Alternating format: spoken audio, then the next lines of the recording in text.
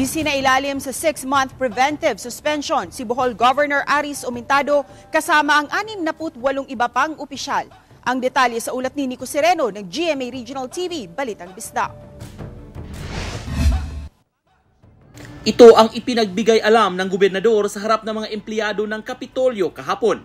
Ayon kay Omentado, ito ang kanyang kauna-unahang suspension bilang isang public servant simula 2013. Dili ni tungod sa usa ka butang na korupsyon, dili mga butang na nahitabo sa mga negligence sa ubang tao na nadamay lang ta sa isip usa ka gobernador. Nakalingkod ko aning posisyon na pagka-gobernador, kaning problema diha na ni, so collateral damage sa taan mga aning nahitabo karong panahon na. Kasama sa ipinapasuspinde ng anti-graft office ang 8 incumbent mayors, 5 dating alkalde at mga barangay officials. Hindi rin nakaligtas ang mga matataas na opisyal ng DNR7 at iba pang ahensya sa gobyerno na may kinalaman sa kontrobersyal na pagpapatayo ng The Captain's Peak Garden and Resort sa bayan ng Sagbayan.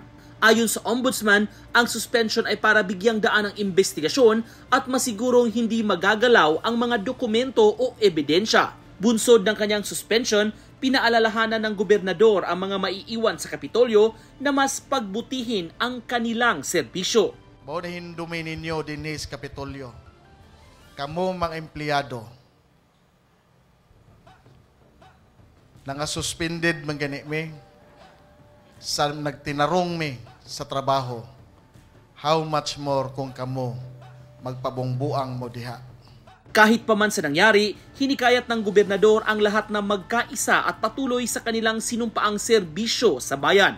I shall return. Daghang salamat ninyong tanan. Abante Bohol. Mula sa GMA Regional TV Balitang Bisdak, Nico Sereno nagbabalita para sa GMA Integrated News.